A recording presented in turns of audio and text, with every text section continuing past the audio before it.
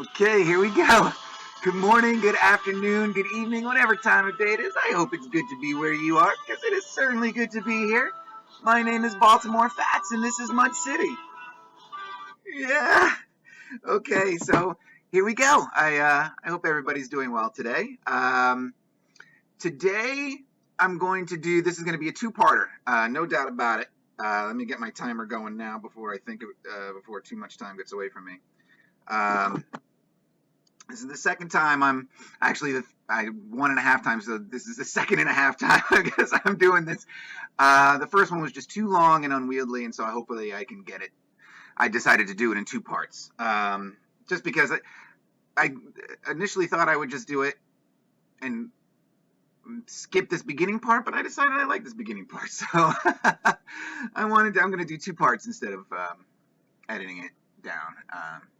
So this is a building. I have no idea what building it is. But so today's story is the story of my walk around Baltimore City on Tuesday morning. I had an appointment downtown, and I anticipated spending all of the morning and early part of the afternoon down there, mud flooding, taking pictures, going to the library, doing all that kind of stuff. But I had an appointment first thing in the morning, which I thought was going to take me until after like 9 a.m. or so. I thought as late as 9:30. But I ended up in and out. Yeah, so I was like in downtown Baltimore at like 8 o'clock in the morning going, I got 2 hours until the library. It was cold and windy. And I said, well, screw it. Let's just start taking some pictures, and I'll try to kill time until the library opens. And my friend Mary had sent me pictures of a building on Charles Street that has faces on it. So I was like, all right, well, I'm not far from there. Let's go check it out. So this is where I was starting, and this is Baltimore Street here. All right, and this is Utah. And let's bring it back a little bit, because Utah is an awesome street because it goes through Camden Yards, and they open this walkway here to pedestrians every morning, so you go jogging through here. And so anytime I get to walk downtown, I actually try, unless my business is way on the other side of the harbor, then I'll take a different route. But just to get downtown, I like to go Utah Street, because I get to walk through Camden Yards, which I love to do. So walking down Utah Street, you see some great things. You see the Bromo Tower, and I'm going to do an episode about the Bromo Tower eventually. There it is. And this great building, which I didn't really notice because I wasn't looking for it. This is a great U-shaped building, but I don't know. There's a bunch of, I don't know if this is parking. I'm going to look at this one closer. I didn't pay any attention to it when I was walking by the other day. But it's pretty awesome, especially with the way the U-shape starts up this way, and they have like patios and stuff. I guess, I don't know. I don't know what to think about that. It looks pretty cool, and it's a great U-shape, and I'm going to get into the shapes of these buildings in a second. So I just wanted to demonstrate that my walk, let's see, where was oh, it's right here. So I'm going to start right here. This is that building that I led with the photograph, right? I have no idea what this building is, but it's got some cool stuff. And I actually posted a picture of this on my idle Instagram, which once the spring starts, I'm going to pick that up again, because, but I did do a couple, 2-3 posts, and this was one of them, because this is a follow-up down in this area for me from several months back, or a few months back anyway. And I said, oh, let's take another one. I don't know how I managed to get my finger in there. Maybe there was some glare. But this was the best one I could get the whole building in. And you can see that the doorway here is raised above, and this is newer. Who knows when they replaced whatever original entrance was there. But now it's got a ramp, and I got a cool shot coming of that ramp. But you could tell this is certainly of that vintage, what they're selling us as the late 1800s or very early 1900s. There's no mystery or surprises in this architecture. I love the paint job, and I'm sure that mirrors the original. And I do have some interesting pictures to take over here. But so I wanted to kind of focus in on, I saw some I didn't see any faces or anything, but I did see some, come on now. Why? Here we go. Well, I'm just probably going to click ahead like 8 pictures because I'm impatient. So I did see. So the Tudor Rose, or the Tudor Rose is definitely on here, and in slightly different varieties. Now you can tell this is really recent work here, no doubt about it. But interesting that it mimics what was there, I'm sure. Or it would be even weirder, even crazier, that if this was new. Yeah, let's put some Tudor roses on there. We hated that flower pattern that was on there before. That would be amazing. So, and there's more. Let's see. Maybe it's the next picture. Well, this is the sidewalk, but there should be. Yes. See, I knew it was going to click ahead. There's this one on there too, and this one is blooming a little bit more, because it's more three-dimensional. So that's the sidewalk. You can see it's sort of level with the street and then kind of dips down and then back up, which is interesting. It provides a little natural dip here. And this area of Utah Street is at the bottom of a hill. It's not as steep as Charles Street is, and here's the other side of it. And now this is the alley, and I want to show you. There's an interesting find down here. We are, where are we? We're here. All right, so this is the alley I'm about to go down. All right, and this was a building. Who knows what was there, but is just totally blown up, right? It's just a vacant lot now. And it's great, the detail that you can pick up on the sides of these buildings, and it does kind of reveal some of their technique. So let's get back to that. Where was it? Here we go. So you can see the level of construction, which I think is awesome. Yeah. And how, who knows when these windows were, because there are windows under here, you can still make out some of them, I think, but not as pronounced as these two, which are more recently filled in. But it's just interesting, right? And so I noticed these two buildings down here, and there's a really something interesting on the front of one of these, as I'm going to get to. And I just want to say how happy I am to be doing this, because this is what this was the idea, the whole concept was stumbling around and taking pictures of these old buildings and trying to make connections that way. And, I had no idea the detours and things that were going to happen. So I'm just so glad to have been able to spend a morning out on the streets and do this. So here's the front of these two, right? And again, they definitely have the look, but I want you to look over here. And do you see what I see? Yep, it's a stairway down. But, the only way you're going to keep a blind fat man out is to cage it in.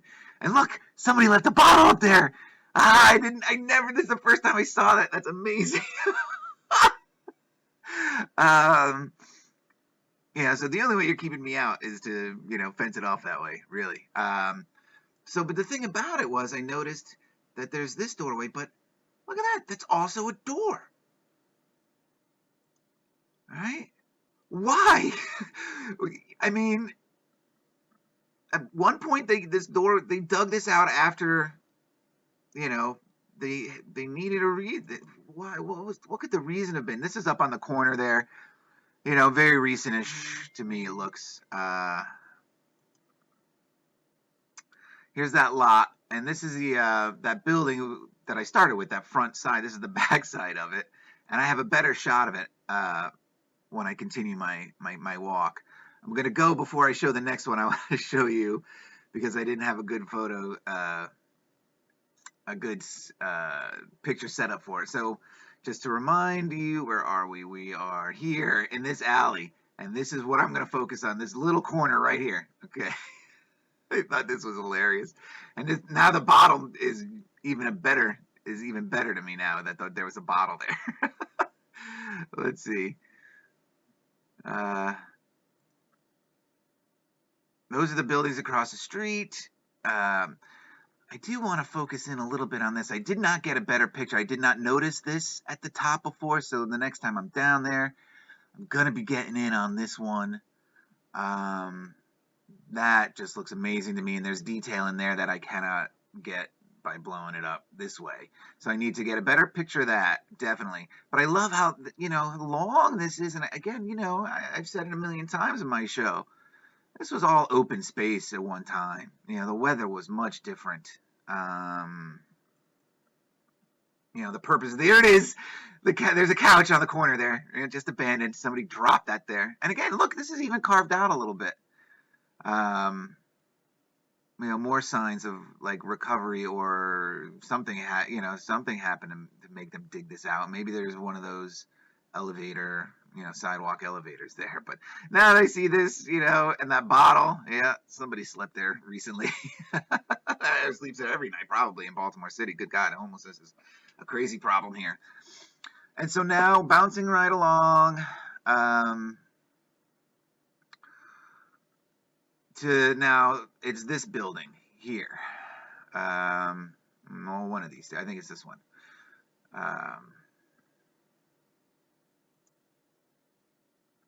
And look, there it is. Oh, I love it so much. And I think this brick is replacement work from this side. I don't know what damage there could have been done, or either that or the whole thing, one or the other. Either the whole thing was originally brick, and then they redid it in this surface, or it was all this stone, and then they redid it in brick. But I was, of course, as soon as I turn around, I was immediately drawn to the portals. I love the portals. You can see that they are adaptations of this style. Like this was all open and filled in at one point, and that good old that good old magnetic iron-rich Baltimore brick. Yeah. Get a little closer on it. Don't get the, from this closer, you get it a little bit. You don't get the magnetic thing quite as much.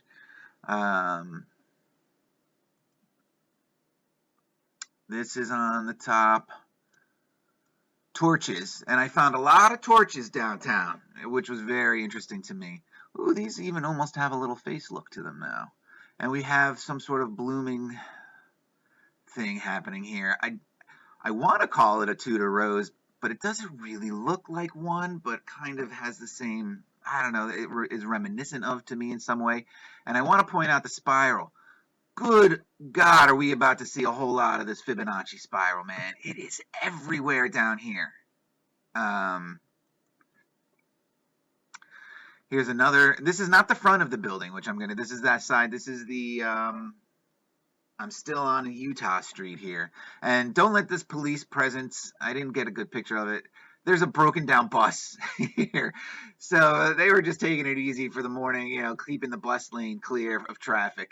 I don't want to paint a bad picture of downtown Baltimore here with this. This is traffic related and nothing more. Broken down bus. Let's see. Similar, again, the torches with the infinity, or not the infinity, but rather this Fibonacci spiral. This is the one on the corner. Again, this, I don't know if this is waves. Is this supposed to represent water or something else? I don't know. Again, you guys, with the symbology, again, the visual aspects of things is,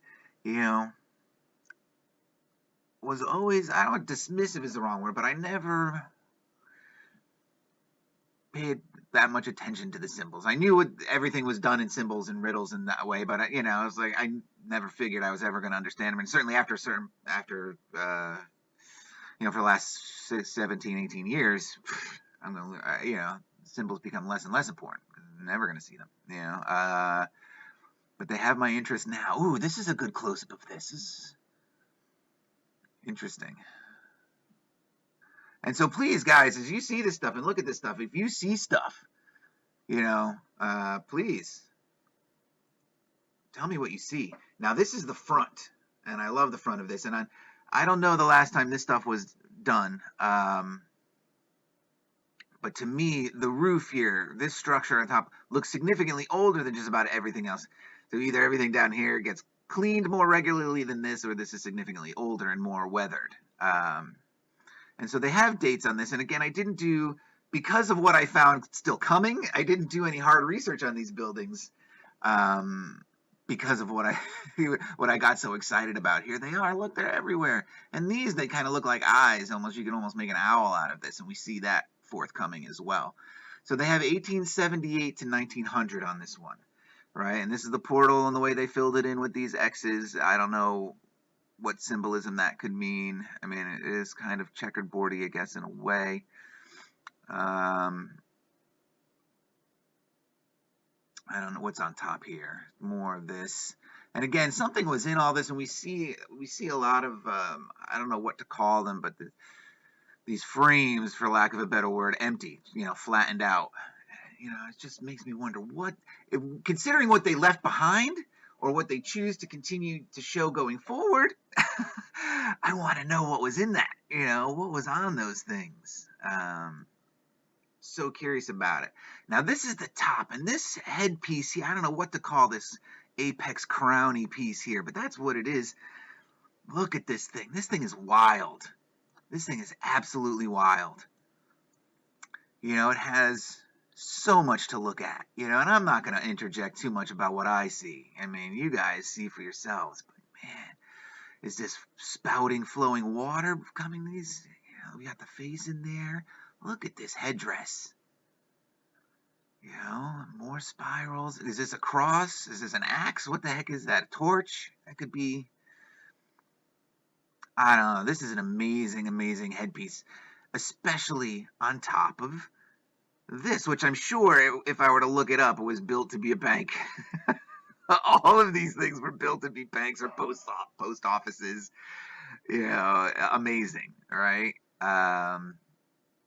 Just absolutely incredible. I got a little close-ups, which I did mine. So this is, now again, see, this is a diagonal of looking at that building. You get the scope of where they had to create the entrance. Why? Why did they have to create an entrance there? What was wrong with over here? Well, of course, because they divide the stuff that's up inside, right? And they wouldn't have to do that if it was designed in a level way with the natural flow of the street. They didn't. This was not well purposed. Afterthought. And for spending the millions of dollars that they spent, and the craftsmanship that's there, to have that kind of oversight, just doesn't seem right to me. That's what the mud catastrophe. That's why it continues to carry away with me. Usually, by this point in something, if it's garnered my interest, by this point, I've usually dismissed it and moved on to something else. Not to dismiss is the wrong word, but just decided, okay, this is another, just another distraction, move on, but this one is really distracting. So here, I wanted to show the weathering from whatever building was here that they knocked down. Interesting, and at first, now I'm seeing quite a hard angle. Where's my, quite a hard angle up here, a right angle. I didn't really notice when I did this presentation before, because I noticed on how sloppy this staining is. It made me think of weathering, and you see the age of some of this brick that's underneath here and what they had to do to knock it down. So interesting. I love this. Sorry, you guys are okay. So now this is the other side of those two buildings, right? This is the building here that had that fenced off sidewalk, stairwell. Right, and this is the building that was next to it, and we're gonna see. All right, they have this one on it, right? 1311, 1313. I guess that's the address. All right, and again, this is newer. You can see how new this is. Maybe this is from the period that they actually tell us. I don't know, or when they had to have this replaced. Maybe in the 30s or 40s. Because when I move on, we're going to make a connection in that regard. Let me do let's stay with this here. We are now, where are we now? Oh, okay. We're here. We're now on Baltimore Street, and it's these two buildings here.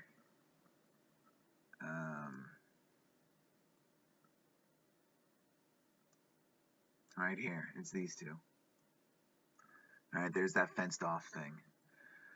And I'm looking at this building.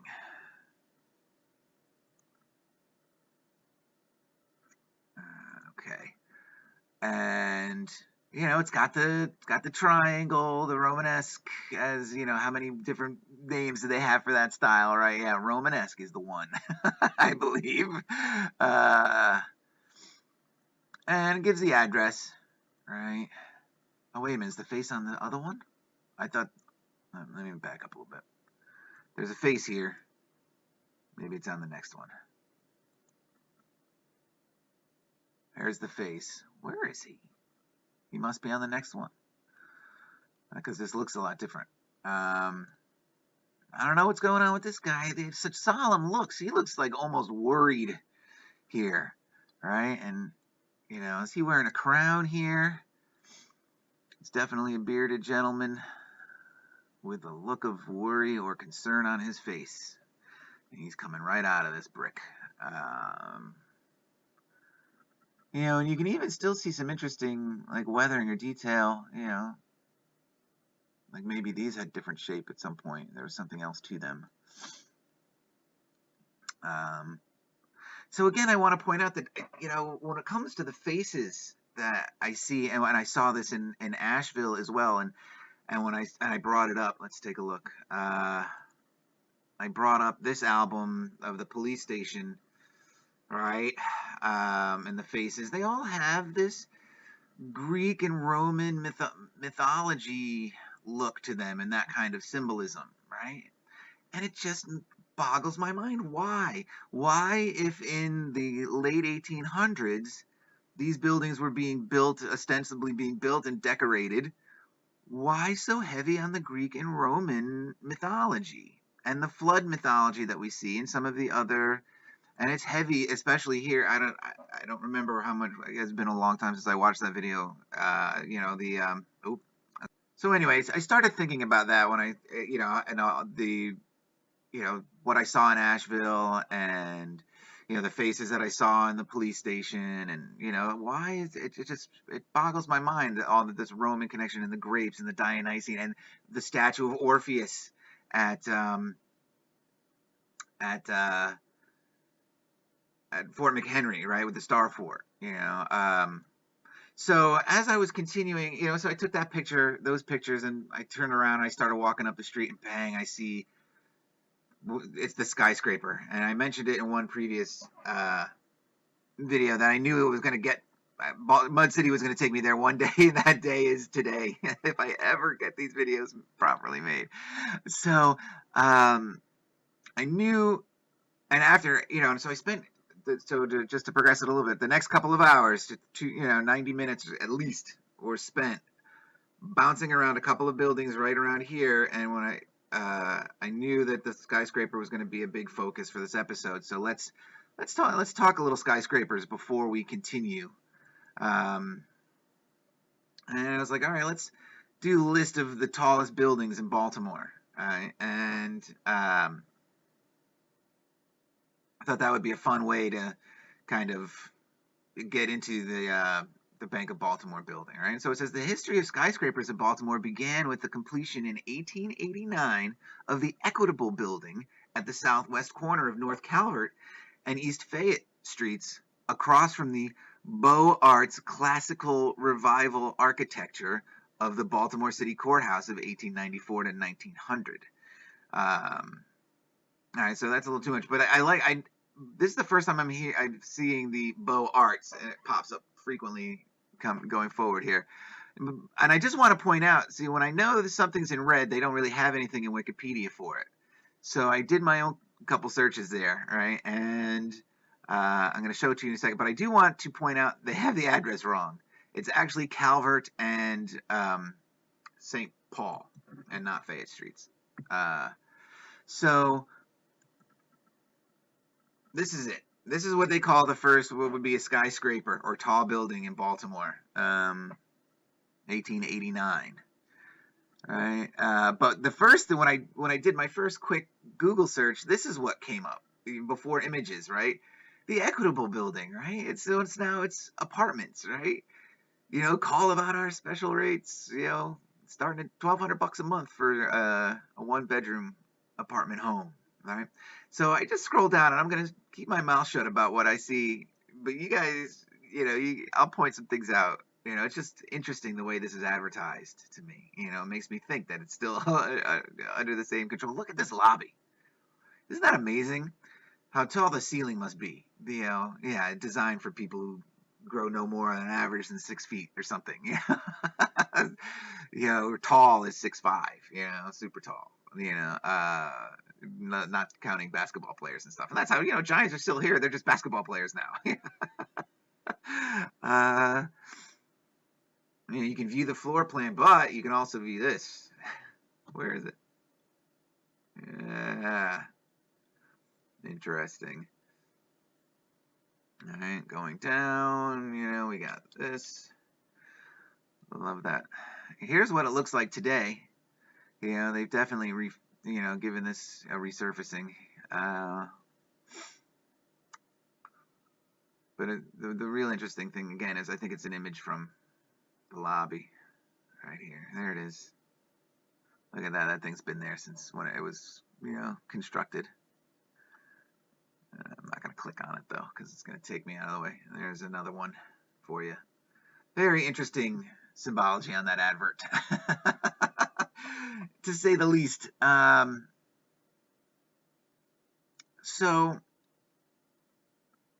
I'm not going to go into all of the buildings, right? But they talk about some of them, and I did go forward a little bit. I did walk by this, but I didn't take. I don't know why it didn't grab my interest. I did walk by it the other day. So let's just go ahead.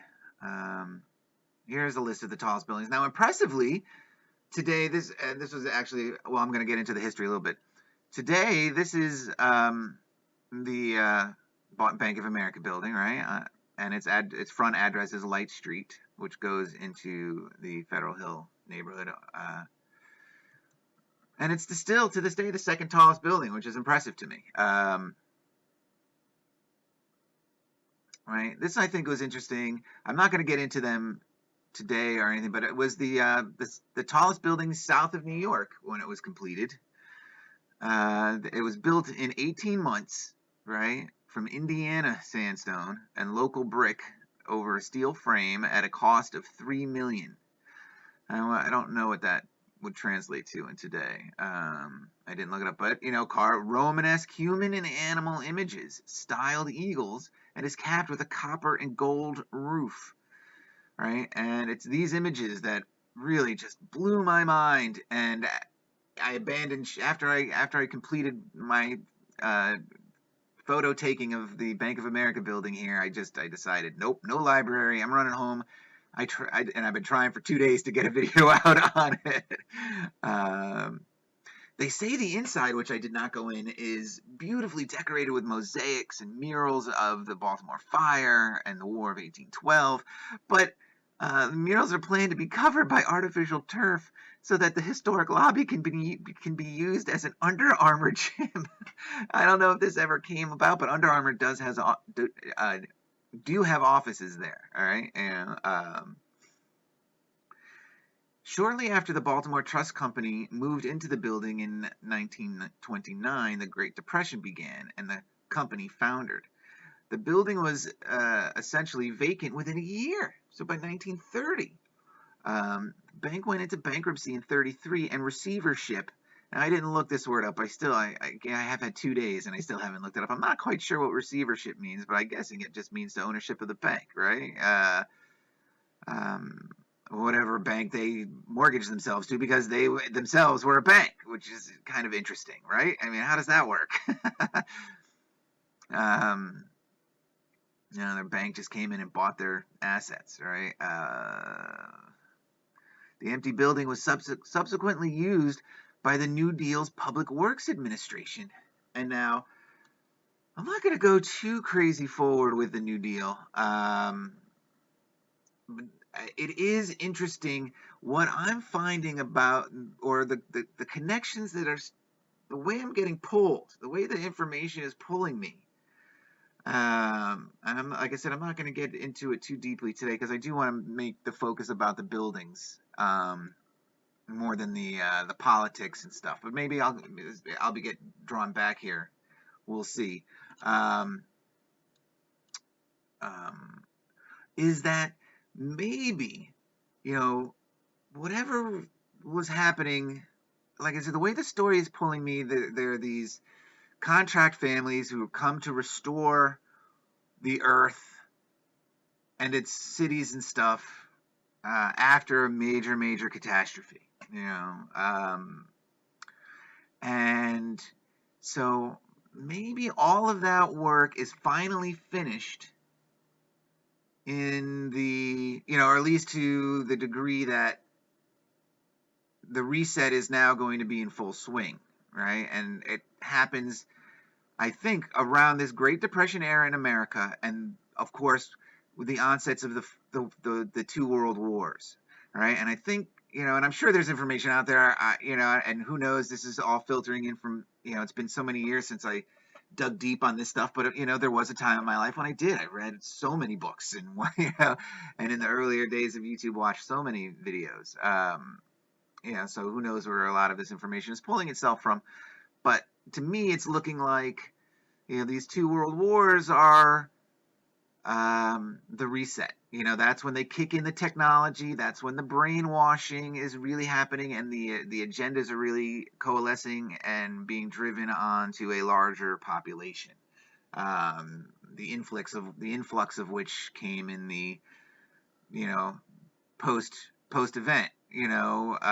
Say if the dates hold true and this thing happened in the late 1700s, very early 1800s.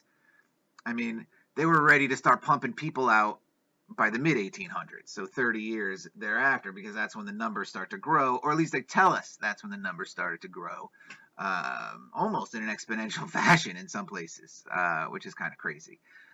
So it's interesting, that this ornate building would be built, $3 million, 18 months. Just super interesting. There are no coincidences, and the New Deal plays a huge part. The story is gonna get crazy, and there's so much, like I said, there's so much that happens in Baltimore that's really so under the radar, and I'm sure I've said it before, and I'm sure I'm gonna say it again. They've deliberately turned Baltimore into the type of city that it is on purpose, to hide the things that have gone on and are happening here today. That is, I believe this, it has worked its way into my system of belief. But one thing I haven't gone into yet, and before I continue with the tours, I want to talk about the shapes of some of these buildings. I've mentioned it a little bit earlier with this hotel or whatever. Where did it go? This one here with the courtyard on top here, playground of the wealthy.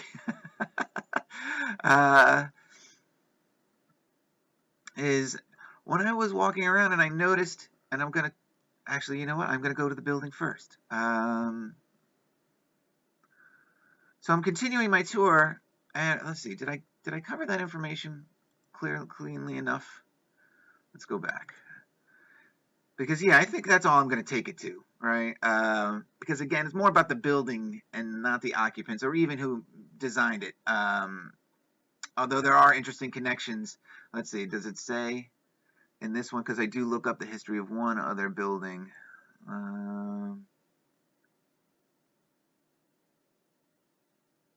No, okay, so it's the other one. So I did not look up Taylor and Fisher for this video. So back to the tour. We're walking down Baltimore Street. I see the Baltimore Trust building, the Bank of America building, and I'm like, yep, now I know what the focus of today is going to be.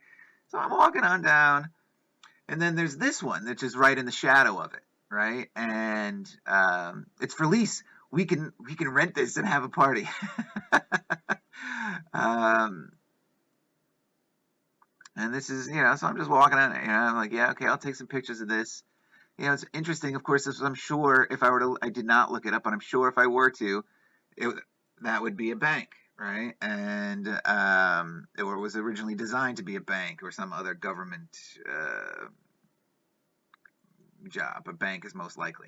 I mean, it seems like all of those things were banks. And so I'm on the opposite side, because you can see where I am. Right? I'm on the opposite side of Baltimore Street, and as I'm walking along to get to the corner of Charles, or I'm sorry, to get to the corner of Light Street, which is on the other side of this building, this here is Charles Street. And as I'm walking to get to the corner of Charles Street, I see this face, and I'm like, oh, here it is. Here's the building that my friend Mary sent me pictures of. And I was like, it's time to start taking some pictures of this building, right? And I want you to notice, again, torches. See them right away. And this is, there's torch here, torch here. I want to know what was on these. At one point, something was on those. They're not just blank. It's just too much dead space. It doesn't make any sense. Why all this ornateness to have dead space? There must, maybe there was some sort of metal, even if it was dead space, but maybe it was like a metal gold or some other shiny metal, maybe. Who knows? There was a purpose for it. It wasn't just to be blanks, concrete or whatever. But look at the headdress here. And this is a common headdress as we're going to go forward with these faces. And with these torches, maybe she's Columbia, she's Liberty. And it's interesting, I started a presentation that got abandoned, which I will do again, about Columbia and Liberty and Liber and things like that. That presentation is going to come. You don't see it as clearly here, but in some of these, their turbans or whatever this is wearing, the headdress or whatever they're wearing comes down in these folds, which fold serpentine-like to serpentine heads. Definitely serpent heads, and it's more clear on some other ones. So let's see, where are we? We are. Sorry, guys. Oh, I moved us. So we're here. This is that building. Okay, where all the faces are, and I'm going to do a little bit of the history of this building too. But before I do, let's continue. Let's do some faces, shall we? And just marvel at the ancient Greekness and Romanesque and animals. Why animals? Why so much animal symbology on these buildings of in this age? And like I said, the date on this building, I'm going to, spoiler alert, is like 1904. This one was built after the fire. All right, so they tell us. All right, and so why in 1904 would they be putting lions on the side? And look at the way this is shaped. You could, an active imagination can do a lot with this. I'm not going to speak too much of it. I'll let you guys do your own thing there. But,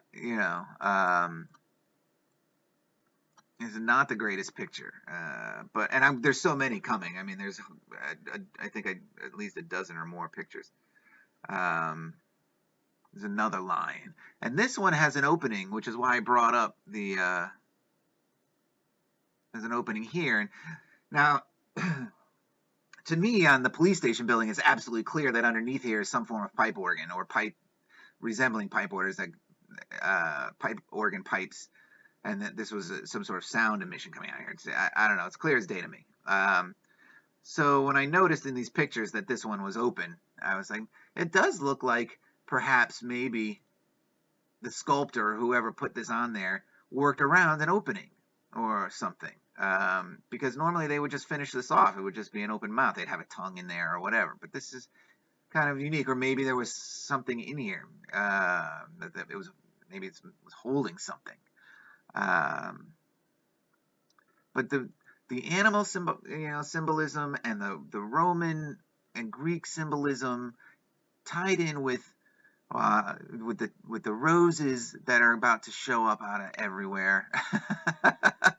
You know, to me it says there's this hybrid sort of Roman, Greekish, and Tudor thing. Now, this is an amazing piece to me. Now, I've seen this represented elsewhere, this queen, and I want to say maybe is it the New Earth Channel has it in her opening. I do not know what this statue is or who she represents off the top of my head, so any help there would be appreciated. But look what's going on to the sides of her, you know. We got not a spade, not like a mason's, spade for bricklaying. We have an active, full-on shovel and a pickaxe. You want to talk about digging something out symbolism? There it is, right? And over here, I'm not sure. The first time I saw these two in the circle, I was like, it's a Starship Enterprise. We're going where no man has gone before. And this kind of almost looks like a lighthouse. I don't know what this is supposed to symbolize over here. But she is something else.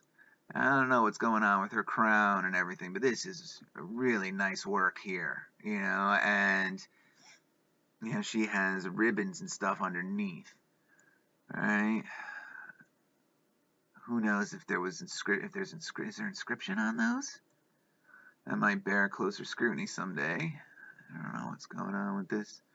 And one thing I wanted to point out, because it's coming in future pictures, is this up here, right? This, it should definitely be familiar to anybody who's ever looked at like a Greek or Roman ruin or, structure, right? And this borders so much stuff.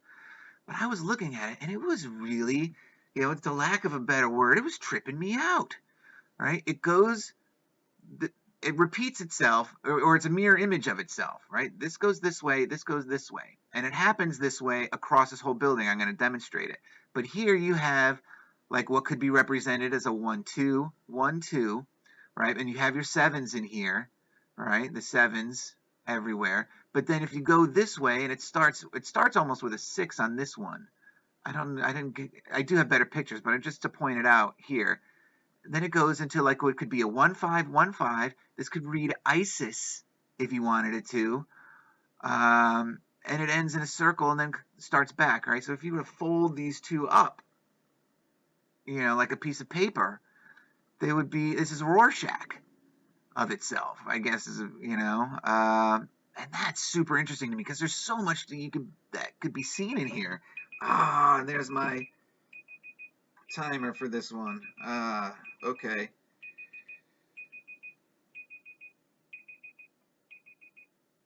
Quiet. All right, thank you. Sorry, guys. All right, so yeah, this is going to be I'm going to end part 1 here, and then I'm going to pick up part 2 with another 45-minute timer. This one's going to need some editing too, so it'll probably be a little bit short. And who knows, the next one might be a little bit long. But okay, so just to close it out in the right spot, and using this as the jump off point. This